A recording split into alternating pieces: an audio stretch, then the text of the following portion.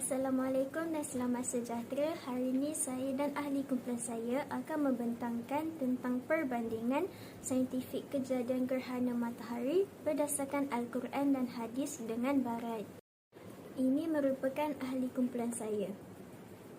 Sebelum kami memulakan pembentangan, mari kita lihat video proses kejadian gerhana matahari. Di bumi kita mengalami salah satu fenomena alam yang disebut gerhana matahari. Gerhana adalah salah satu fenomena alam di mana terjadi karena posisi bulan terletak di antara matahari dan bumi, sehingga menutup sebagian atau sepenuhnya cahaya matahari. Terdapat dua bayangan bulan yang sampai di bumi. Penumbra merupakan bayangan bulan yang tidak dapat menutupi sinar matahari sepenuhnya. Akhirnya memunculkan fenomena gerhana matahari sebagian. Dan ada bagian yang disebut umbra. Bagian bayangan bulan yang sepenuh menutup cahaya matahari umbra, inilah yang memunculkan fenomena gerhana matahari total. Gerhana matahari terdapat 3 jenis, yaitu gerhana matahari total adalah tertutupnya piringan matahari sepenuhnya oleh piringan bulan saat itu. Piringan bulan sama besar atau lebih besar dari piringan matahari. Gerhana matahari sebagian. Gerhana ini selalu ada bagian dari piringan matahari yang tidak tertutup oleh piringan bulan. Dan gerhana matahari cincin. Gerhana jenis ini terjadi bila ukuran piringan bulan lebih kecil dari piringan matahari yang tidak tertutup oleh piringan bulan. Gerhana matahari tidak dapat berlangsung lebih dari 7 menit 40 detik. Dan ketika gerhana matahari berlangsung, sangat berbahaya jika melihat dengan mata telanjang dan akan mengakibatkan kebutaan. Cara melihat gerhana matahari dengan baik, sebaiknya kita memakai kacamata yang memiliki lapisan UV protection yang memiliki perlindungan UV sampai 100%. Jika kita tidak memiliki kacamata tersebut, kita dapat melihat melalui air dalam baskom. Gerhana matahari berlaku apabila kedudukan bulan terletak di antara bumi dan matahari, lalu ia menutupi cahaya matahari sama ada separa atau sepenuhnya. Walaupun bulan lebih kecil, bayangannya mampu melindungi cahaya matahari sepenuhnya kerana jarak bulan dengan bumi lebih dekat berbanding matahari. Secara ringkasnya, gerhana matahari ini terjadi apabila bulan terletak di tengah-tengah antara matahari dan bumi sehingga matahari tidak kelihatan daripada bumi. Terdapat fakta menarik tentang kejadian gerhana matahari ini. Antaranya ialah gerhana matahari berlaku selama 7 minit 31 saat. Tapi selepas kejadian itu, ia mengambil masa selama 1 jam untuk matahari muncul semula dan kembali seperti asal. Selain itu, semasa berlakunya gerhana matahari, penurunan suhu berlaku sekitar 4 darjah Celsius.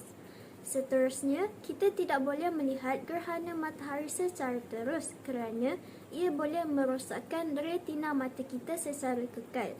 Jadi, kita perlu menggunakan spek mata gerhana atau penapis cahaya matahari untuk melihat gerhana. Spek mata gerhana tu boleh dilihat di gambar yang seperti dipaparkan. Seterusnya, pembentangan ini akan diteruskan oleh Siti Norbalkis. Seterusnya, saya akan meneruskan pembentangan tentang gerhana matahari dari sudut Islam. Gerhana matahari menurut Islam bermaksud makna dan hikmah untuk umat manusia. Dalam pandangan Islam, kemunculan gerhana menjadi cara Allah untuk menunjukkan kekuasaannya kepada umat manusia. Al-Mughirah bin Syu'bah radhiyallahu anhu meriwayatkan bahawa Rasulullah sallallahu alaihi wasallam bersabda, sesungguhnya matahari dan bulan itu kedua-duanya adalah sebahagian dari tanda-tanda kebesaran Allah. Tidaklah terjadinya gerhana matahari kerana matinya seseorang dan tidak pula kerana lahirnya. Apabila kamu telah menyaksikan, maka berdoalah kepada Allah dan solatlah kamu sehingga cuaca telah terang kembali. Hadis riwayat Muslim.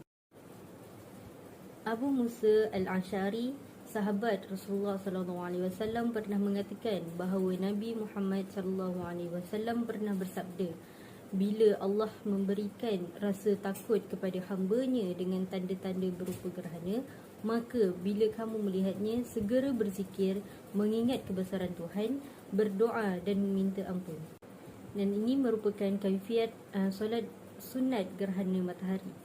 Seterusnya, saya akan menerangkan daripada sudut sains.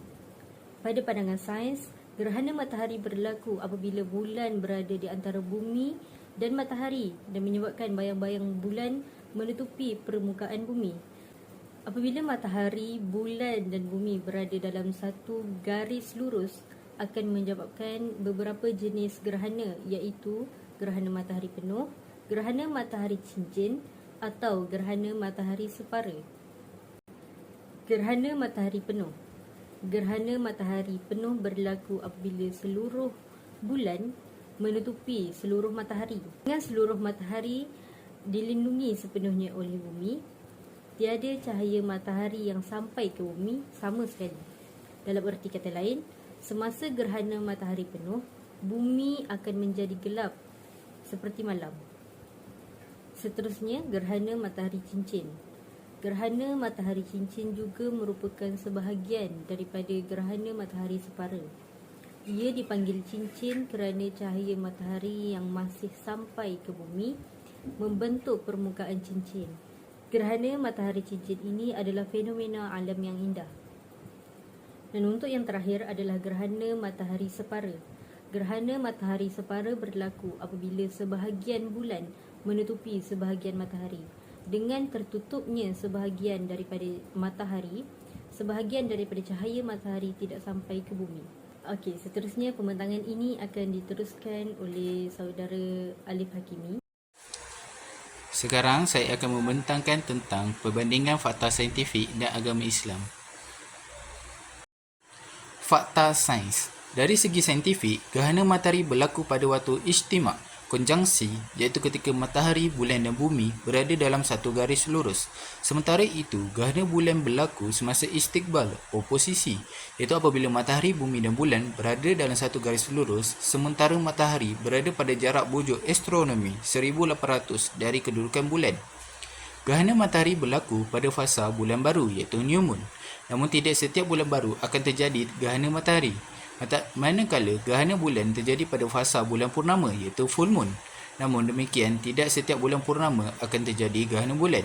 Hal ini disebabkan satah orbit bulan mengelilingi bumi tidak sejajar dengan satah orbit bumi mengelilingi matahari, iaitu satah ekliptik, kerana kejorangan paksinya kira-kira 5 darjah. Dari segi agama Islam, dalam Islam, peristiwa gerhana tidak dikaitkan dengan perkara mitologi. Ilmu yang mengkaji tentang gerhana hanya dijadikan sebagai alat untuk memahami peristiwa tersebut supaya dapat meningkatkan mutu akidah umat Islam. Pada zaman Rasulullah, gerhana matahari berlaku bersamaan dengan kematian putera baginda, iaitu Ibrahim.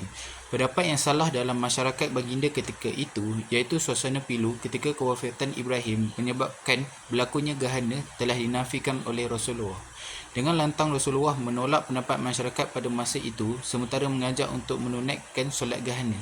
Dalam khutbahnya, beliau menjelaskan peristiwa ini tiada kaitan dengan kelahiran atau kematian seseorang.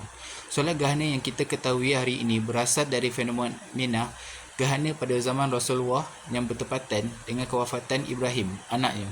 Sunnah-sunnah yang diajarkannya ketika gerhana berlaku antaranya perbanyakkan istighfar, berzikir serta solat gerhana. Berdasarkan pembentangan kami dapat merumuskan satu kesimpulan.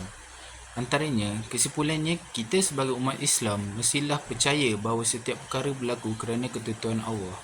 Kita juga hendaklah menambah ilmu pengetahuan supaya kita dapat memahami sesuatu perkara berdasarkan unsur yang benar dan bukannya perkara yang dapat memisahkan kita daripada agama Islam.